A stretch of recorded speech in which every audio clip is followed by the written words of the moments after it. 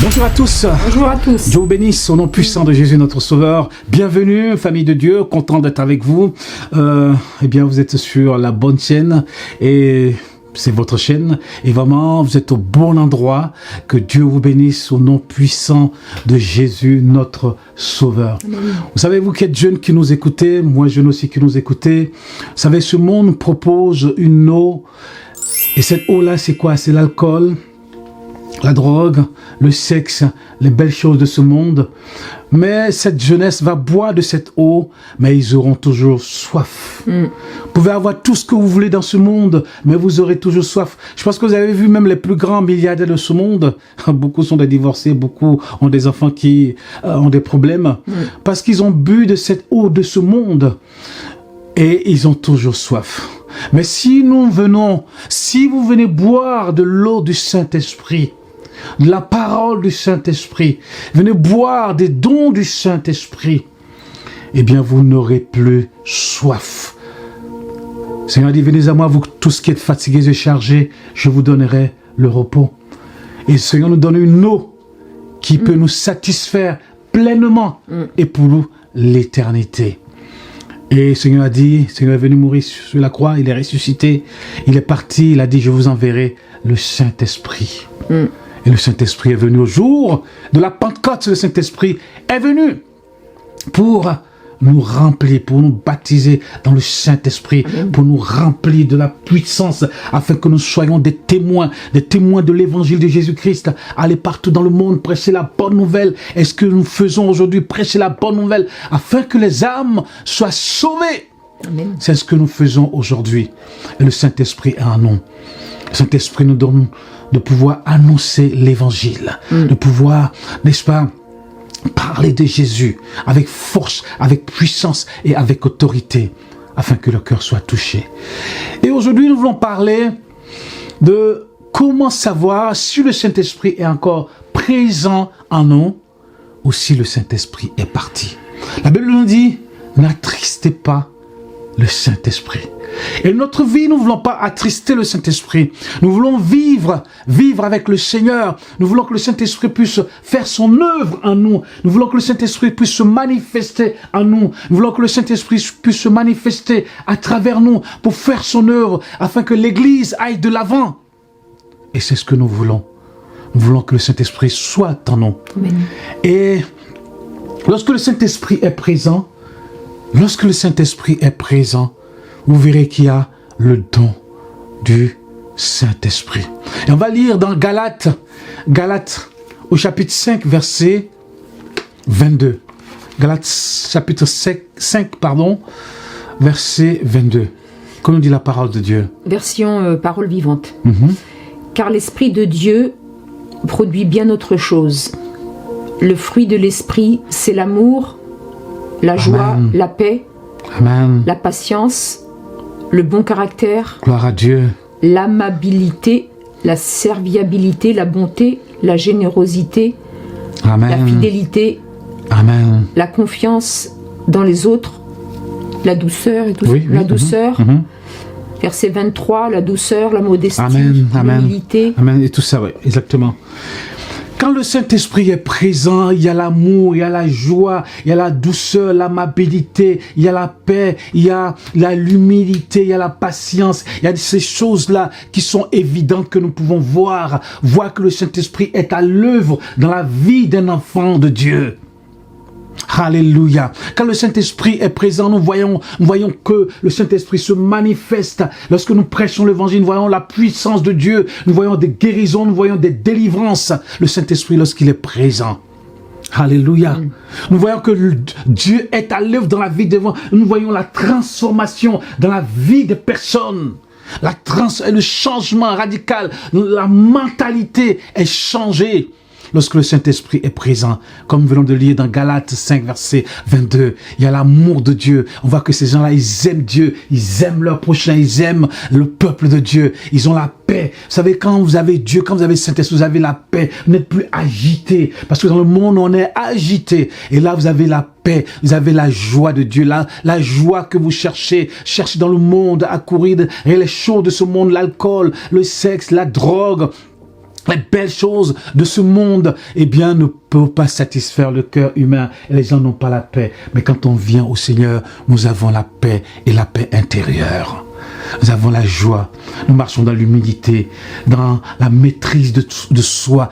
Dans les moments difficiles, eh bien, nous sommes dans la paix. Dans les moments où il y a la joie, nous sommes dans la paix. Alléluia. Gloire au Seigneur. Tu veux dire quelque chose? Voilà, ça c'est l'idéal. Amen. C'est vrai que normalement on devrait voir ces choses-là dans le corps de Christ. On devrait voir ces choses-là dans les frères et sœurs.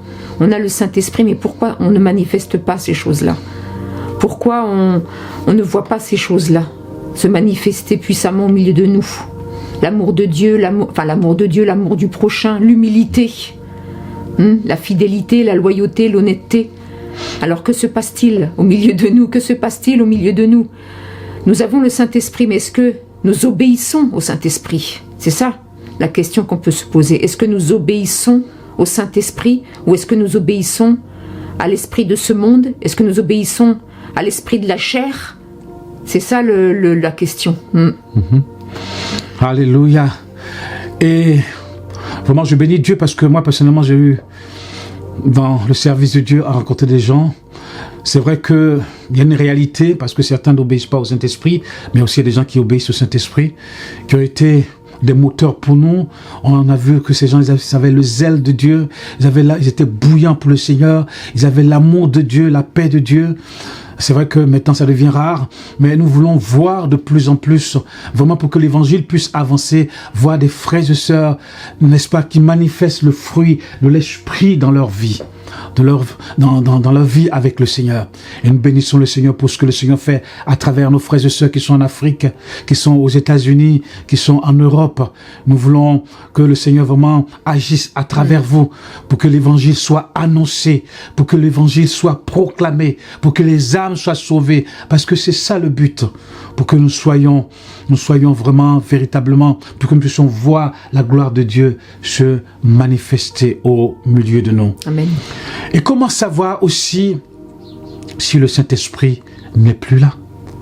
Parce que le Saint-Esprit vient, mais le Saint-Esprit veut habiter dans une maison, parce que la Bible dit que nous sommes le temple du Saint-Esprit.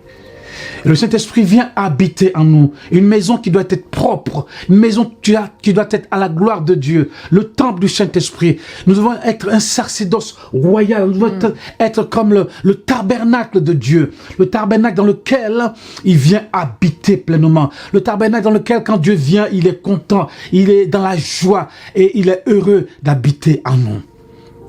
Mais quelquefois, à force que les personnes attristent le Saint-Esprit, des fois les gens ne se rendent pas compte, mais le Saint-Esprit s'en va. Et quand le Saint-Esprit s'en va, eh bien, il ne te dit pas au revoir. La personne ne sait pas, et le Saint-Esprit s'en va. Mais nous ne voulons pas vivre cela. Nous voulons vivre, n'est-ce pas, la présence de Dieu. Amen. Mais quelquefois, on voit que dans la vie de certaines personnes, le Saint-Esprit est parti depuis longtemps, mais ils ne se rendent même pas compte, parce que le Saint-Esprit ne peut pas cohabiter avec les œuvres de la chair. Cet esprit produit autre chose que les œuvres de la chair. Et que lorsque le Saint-Esprit n'est pas là, on va lire dans Galates 5, verset 19, qu'est-ce qui fait que le Saint-Esprit s'en va? Qu'est-ce qui fait que le Saint-Esprit ne veut plus habiter dans cette maison? En effet, un comportement inspiré par l'être instinctif est facile à reconnaître. On sait bien de quoi est capable l'homme livré à ses penchants naturels. Ce sont d'abord les pensées impures, la sensualité, l'immoralité, l'indécence, le libertinage, l'adultère, la débauche. C'est ensuite l'adoration, c'est verset 20, je continue. L'adoration de faux dieux, les superstitions, l'occultisme, la sorcellerie et la magie. Puis ce sont les inimitiés, les discordes et les querelles, la jalousie, le mauvais caractère, les accès de colère, les intrigues, les cabales, les rixes, les rivalités inspirées par des ambitions égoïstes et aboutissant à des dissensions et des scissions dans l'Église. Amen. On va le lire encore, le début. Fais attention parce que sinon la caméra... Oui, j'ai bougé un peu trop mon pied. Je recommence depuis le début. En effet, un comportement inspiré... Oui, le verset 19, s'il te plaît. En effet, un comportement inspiré par l'être instinctif est facile à reconnaître. On sait bien de quoi est capable l'homme livré à ses penchants naturels. La Bible dit, on sait donc bien de quoi est capable l'homme livré à ses penchants naturels. Livré à lui-même, à ses penchants charnels. Et qu'est-ce qu'il dit la suite? À ses penchants charnels. Qu'est-ce qu'il dit? Les pensées impures. Les pensées impures. La sensualité. La sensualité. L'immoralité. L'immoralité, je pense que vous savez ce que c'est. L'indécence. L'indécence. Le libertinage. Le libertinage sexuel. L'adultère. L'adultère, la débauche. Et autres. Et la suite. L'adoration de faux dieux. L'adoration de faux dieux et tout ça. Voyez-vous, lorsque un être humain ou lorsque quelqu'un qui est né en Christ, le Saint-Esprit vient habiter en lui. Vient habiter pleinement en lui. Parce que quand tu viens au Seigneur, quand tu te convertis, eh bien le Saint-Esprit vient habiter en toi. Parce que tu deviens le temple du Saint-Esprit. Tu deviens la propriété privée de Dieu. Et ainsi, tu dois manifester le don du Saint-Esprit. Mais si tu ne manifestes plus le don du Saint-Esprit et que tu te livres aux choses de la chair, eh bien le Saint-Esprit va partir. Si tu commences à te livrer à l'immoralité, au libertinage, à l'adultère, à la fornication, à la magie, à plein de choses, c'est des choses horribles que nous venons de citer, aux pensées impures, à ces choses, plein de choses que nous venons de dire, eh bien comment le Saint-Esprit peut habiter avec ces choses-là? Quand on commence à ne plus avoir du zèle pour Dieu, quand on commence à ne plus être bouillant pour Dieu, c'est que le Saint-Esprit est parti. Quand on commence, n'est-ce pas, à avoir envie encore, à être attiré par les choses de ce monde, quand on commence à avoir du plaisir à aller vers encore les choses qu'on a abandonnées de ce monde, on commence à encore avoir du plaisir à faire les choses qu'on faisait avant, qu'on a abandonnées, c'est que le Saint-Esprit est parti. Quand on commence à ne plus considérer la sainteté de Dieu, quand on commence à ne plus comprendre que nous sommes le temple du Saint-Esprit, c'est que le Saint-Esprit est parti. Quand on commence à s'excuser, même, on trouve des excuses pour le péché. Oui, il y a des gens, quand tu es à l'église, quand tu veux leur parler du péché, moi-même je vais quitter l'église, ceci, cela, ils commencent à trouver des excuses à pécher, ou des raisonnements, c'est que le Saint-Esprit est parti depuis longtemps. Quand on commence à mettre les choses de la chair au-dessus des choses spirituelles, c'est que le Saint-Esprit n'est plus là. C'est que le Saint-Esprit est parti. Quand on commence à se risquer dans le péché, le Saint-Esprit n'est même plus là, à faire des choses tordues. C'est que le Saint-Esprit n'est plus là. Le Saint-Esprit est parti depuis longtemps. Et beaucoup de choses encore. Je ne sais pas si tu as encore des choses à dire. Non, je t'écoute, vas-y. Quand on commence à ne plus avoir du zèle, le zèle de ta maison me dévore. Quand on commence à ne plus avoir envie de prêcher l'évangile, alors qu'avant, on allait prêcher l'évangile, on allait dans la rue, on prêchait l'évangile, on commence à dire aux gens, Jésus vous aime et tout ça. Quand on commence à ne plus avoir ce zèle, le zèle, c'est que soit notre amour pour Dieu a baissé, soit le Saint-Esprit est parti depuis longtemps. Quand on commence à ne plus avoir de l'audace pour aller prêcher l'évangile, ou aux gens qui sont autour de nous, leur dire que Jésus est Seigneur. C'est vrai qu'ici en Europe, je comprends que c'est pas facile, mais en Afrique, c'est vrai qu'en Afrique, les gens sont plus attentifs à l'évangile. Dans des milieux, comment je peux dire, aux États-Unis ou en Afrique, les gens, mais ici, les gens, ils s'en fichent complètement de l'évangile. Les gens, ils s'en fichent de l'évangile. Mais en Afrique, les gens, tu peux croiser les gens dans la rue. J'ai vu un frère qui interrogeait les gens dans la rue. Même si le monsieur est musulman, même s'il est bouddhiste, il s'arrête et il te respecte. Il t'écoute parler. Ici, il t'envoie, comment on dit, balader, il t'envoie. Donc, il est important de savoir que lorsque toutes ces choses nous arrivent, ou lorsqu'on commence à faire tout ce que nous venons de citer selon Galates 5, 19, ces choses-là font partir le Saint-Esprit. Ces choses-là font que le Saint-Esprit n'habite plus dans sa maison et il s'en va. Et lorsque le Saint-Esprit s'en va, je peux vous dire que la situation de la personne va s'empirer. Parce que le diable, lorsqu'il s'en va, lorsque vous vous donnez au Seigneur, le diable s'en va, enfin les démons s'en vont. Mais de temps en temps, ils viennent, ils font des petits tours pour voir si la maison est rempli de quelqu'un, parce que le Saint-Esprit est là, ben ils viennent pas, ils s'en vont. Mais de temps en temps, ils viennent faire des tours. Mais le jour où il arrive, que la maison est vide, que le Saint-Esprit n'est plus là, qu'est-ce que vous voulez qu'il fasse? Ben, il va aller chercher d'autres démons. Et ils vont venir encore dans la maison. Et la situation de la personne va s'empirer. Va s'empirer. Et ce sont des réalités spirituelles. Si le Seigneur nous l'a dit, c'est parce que c'est la vérité. Parce que nous sommes comme une maison, nous sommes le temple de Dieu. Et ce temple doit être rempli de la présence de Dieu, doit être rempli de la puissance de Dieu, doit être rempli du feu de Dieu. Amen. De l'onction de Dieu. Et si l'onction n'est plus là, si le feu n'est plus là, si la maison est vide, qu'est-ce que vous voulez que les démons fassent? Les démons reviennent encore et ils s'installent et ils commencent à donner des choses, des trucs terribles et les personnes commencent à faire ce que nous venons de citer. Nous venons de citer, la personne va s'empirer, va s'empirer, va s'empirer. Ça me fait penser à ce passage, je crois que c'est dans Matthieu, où Jésus parle des 10 vierges. Des 10 vierges, oui. Oui, qui est l'image en fait de l'Église ou du chrétien. Et il a dit que lorsque Jésus reviendra chercher son Église, au son de la trompette, les 10 vierges se réveillèrent, mais qu'est-ce qui se passe? Il y a 10 vierges, il y a 5 vierges. Sur les 10 vierges, il y en a 5 qui ont leur lampe remplie d'huile. C'est l'huile du Saint-Esprit. Parce que dans la Bible, l'onction est représentée par l'huile. L'huile représente toujours l'onction du Saint-Esprit. Et il y en a 5 autres Alléluia. qui n'ont pas d'huile dans leur lampe. La lampe, c'est la parole de Dieu, suivant le psaume 119. Ta parole est une lampe à mes pieds, une lumière sur mon sentier.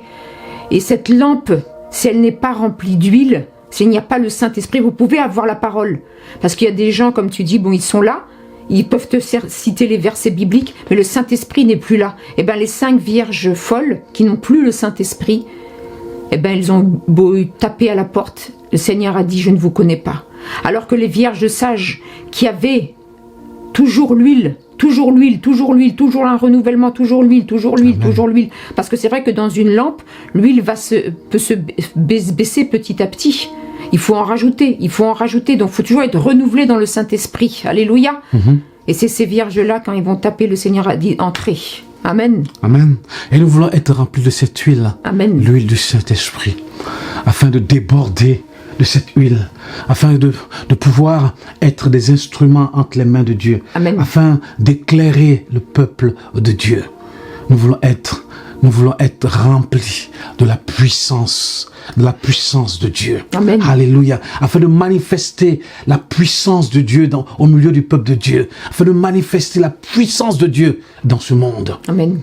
Oui, si aujourd'hui peut-être tu as perdu, si le Saint-Esprit est parti, tu peux venir au Seigneur, demander pardon au Seigneur, afin que le Seigneur te restaure, Amen. Afin que le Seigneur te renouvelle, afin que le Seigneur te justifie, te régénère, te sanctifie, afin qu'il puisse te remplir de son Saint-Esprit, Amen. Afin que tu puisses manifester les dons du Saint-Esprit pour que le royaume de Dieu avance. Et notre rôle, ce matin, est de t'encourager. Peut-être que tu as perdu le zèle, tu n'es plus bouillant pour l'œuvre de Dieu. Peut-être que ton amour, n'est-ce pas, a diminué. Donc, aujourd'hui, ce matin, nous voulons t'encourager. Amen. T'encourager à, n'est-ce pas, à demander au Saint-Esprit de venir dans ta vie, se manifester. Glorifier Jésus-Christ dans ta vie encore ce matin. C'est notre rôle ce matin. Nous ne sommes pas là pour te juger. C'est vrai que peut-être que tu as vécu des situations difficiles, des moments difficiles dans ta vie qui t'ont entraîné peut-être à être dans cette situation. Mais Dieu n'est pas là pour te juger. Dieu est là pour te relever. Dieu est là pour t'aider, te restaurer, te guérir. Amen. Et t'aider à aller de victoire en victoire et de gloire en gloire avec lui.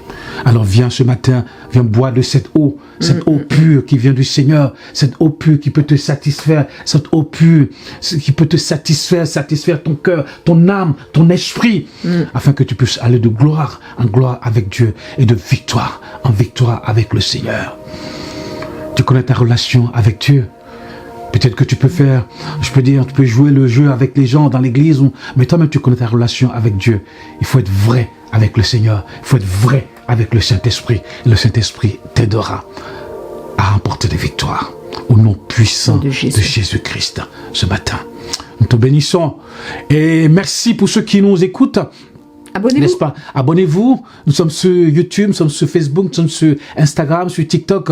Merci pour vous qui nous écoutez. Cette chaîne, c'est votre chaîne. Soyez vraiment les bienvenus et vraiment que Dieu vraiment vous bénisse. Vraiment, si vous avez des questions, posez des questions, vous pouvez commenter et vraiment que Dieu vous bénisse dans le nom précieux de notre Sauveur Jésus-Christ, le merveilleux, le glorieux, le tout-puissant, le fidèle et le véritable. Merci Seigneur, que Dieu vous bénisse au nom puissant de Jésus, notre Sauveur. Amen. Amen. Amen.